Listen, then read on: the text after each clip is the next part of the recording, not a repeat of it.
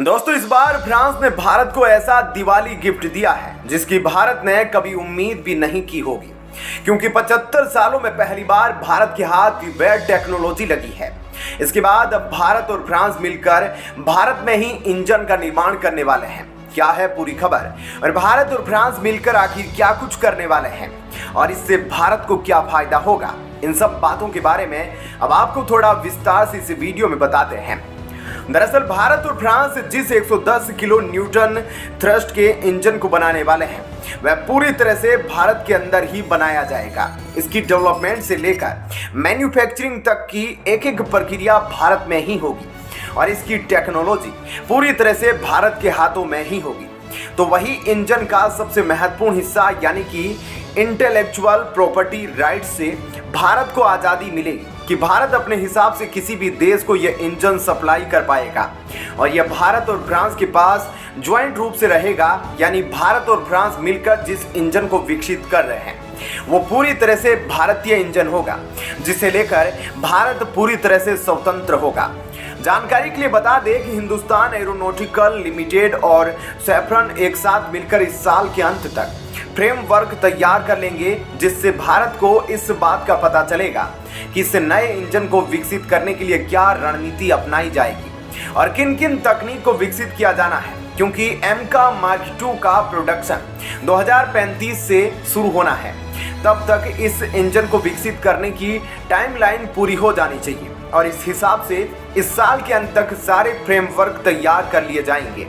इसके बाद 2024 में इस इंजन को विकसित करने की डील आधिकारिक तौर पर साइन होगी और फिर इंजन विकसित करने की प्रक्रिया शुरू हो जाएगी। इसी दौरान भारत 15,000 करोड़ रुपए की फंडिंग एमका के लिए रिलीज करने पर विचार कर रहा है, जिस पर बहुत ही जल्द फैसला आने वाला है और इसके बाद भारत अपना पहला 5वीं पीढ़ी का फाइटर विमान का डेवलपमेंट पूरी तरह से शुरू कर देगा, जिसके बाद एमका के लिए जरूरी टेक्नोलॉजी को विकसित किया जाएगा।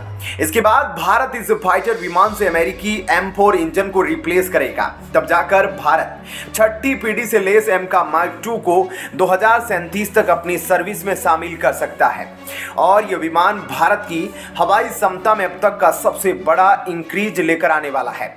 ऐसे में इस रिपोर्ट के सामने आने के बाद भारत और फ्रांस इस 110 किलो न्यूटन ग्लास के इंजन का डेवलपमेंट पूरी तरह से भारत के अंदर करेंगे। यह काफी बड़ी बात है, क्योंकि इसका मतलब यह है कि भारत की सैकड़ों लोकल कंपनियों को एविएशन से जुड़ी ऐसी टेक्नोलॉजी मिलने वाली है जो भारत को खुद विकसित करने में दशकों का समय लग सकता था और अब इसके इस्तेमाल से भारत काफी तेजी से आगे बढ़ सकता है, जो भविष्य में भारत को न सिर्फ चीन और पाकिस्तान जैसे खतरों के खिलाफ तैयार करेगा बल्कि भारत की डिफेंस इकोसिस्टम को भी विश्व स्तरीय बना देगा। इसके अलावा भारत के रक्षा मंत्री राजनाथ सिंह ने हाल ही में भारत सरकार की एक बहुत बड़ी रणनीति का खुलासा किया है।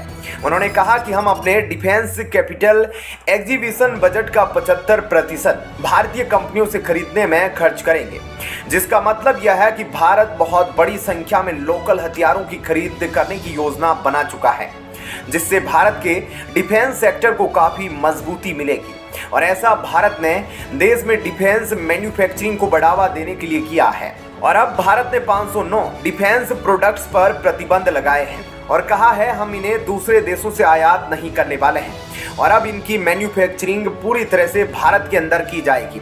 इसके अलावा भारत सरकार डिफेंस में नए स्टार्टअप और इनोवेशन को 1 से 10 करोड़ तक की सहायता देने की योजना बना चुकी है, क्योंकि भारत सरकार अब चाहती है कि एडवांस सिस्टम डिफेंस सिस्टम की मैन्युफैक्चरिंग अब भारत में ही की जाए। ऐसे में अब डिफेंस सेक्टर में भारत सरकार तेजी से आगे बढ़ती जा रही है, फिर चाहे नए इंजन का विकास करना हो या स्वदेशी कंपनियों का समर्थन करने के लिए हथियार खरीदने हो। क्या कहना है आपका इस खबर पर कमेंट सेक्शन में जरूर बताइएगा। वीडियो को लाइक शेयर जरूर कीजिएगा। रूस ने मांगा भारतीय रुपया, भारत और कतर के झगड़े में कूदा पाकिस्तान। दोस्तों, सबसे पहले तो अब रूस ने भारत से भारतीय रुपए की मांग की है। ऐसे में आप सोच रहे होंगे कि रूस ने ऐसा क्यों किया, तो आपको बता दें कि रूस यूक्रेन युद्ध के दौरान वेस्टर्न देशों की सभी कंपनियां रूस में अपने ऑपरेशंस को बंद करके वहां से निकल गई थी।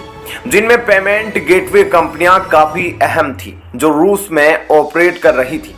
लेकिन जब यह रसिया से चली गई तो इनके गार्ड द्वारा रूस में पेमेंट करना बंद हो गया था, जिससे रूस को काफी समस्याओं का सामना करना पड़ा, क्योंकि रूस के लोगों को अब ज्यादातर केस का ही इस्तेमाल करना पड़ रहा था और यहां तक कि टूरिज्म सेक्टर में भी वहां काफी गिरावट देखने को मिली थी और वहां स्टूडेंट की संख्या भी पिछले साल के मुकाबले आधी रह गई थी। और इसलिए अब रसिया ने भारत सरकार से मदद की गुहार लगाई है और भारत भी रूस की मदद करने के लिए तैयार हो गया है।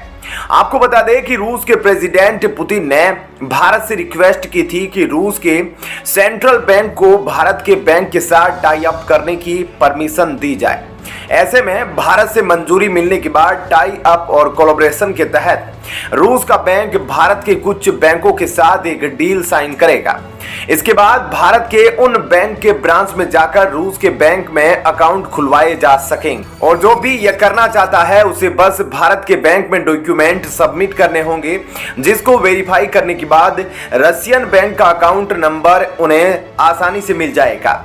साथ ही इस अकाउंट के साथ डेबिट और क्रेडिट कार्ड भी मिलेंगे और वीजा और मास्टर कार्ड जैसी सर्विसेज रूस में न होने की वजह से रशियन बैंक के कार्ड और मास्टर कार्ड भारत में तो नहीं चलेंगे, इसलिए रशियन बैंक के डेबिट कार्ड भारत के बैंक इशू नहीं कर पाएंगे। भारत में रशियन बैंक अकाउंट खुलवाने के बाद रूस में उसे बैंक की ब्रांच में जाकर वहां से डेबिट कार्ड लेना पड़ेगा और फिर उसे रूस में रहते हुए कोई भी इस्तेमाल कर सकता है।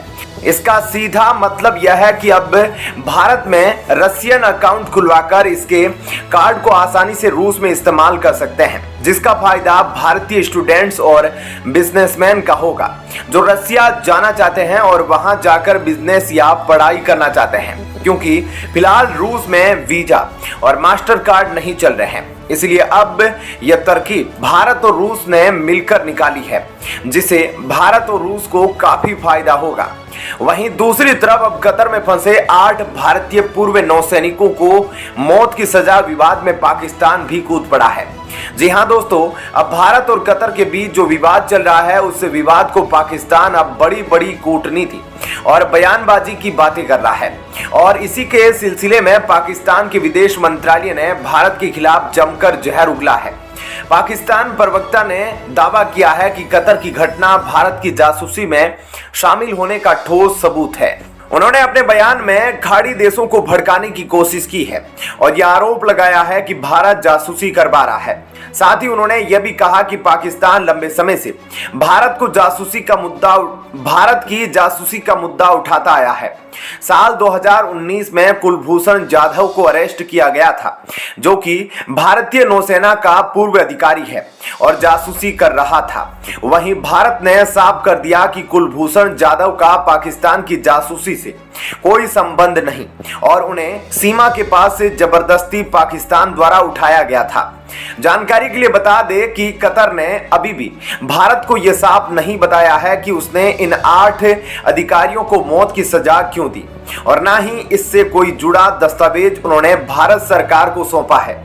फिलहाल पाकिस्तान तो अभी अपनी ही कूटनीति में उलझा है और जहां दुनिया भर में पाकिस्तान की थू-थू हो रही है, पाकिस्तान आज भी इस मुश्किल वक्त में भारत का राग अलापना नहीं भूल रहा और खाड़ी देशों को भारत के खिलाफ उकसाने में लगा है। ऐसे में क्या कहना है आपका इस खबर पर, जरूर बताइएगा। वीडियो को लाइक शेयर जरूर कीजिएगा।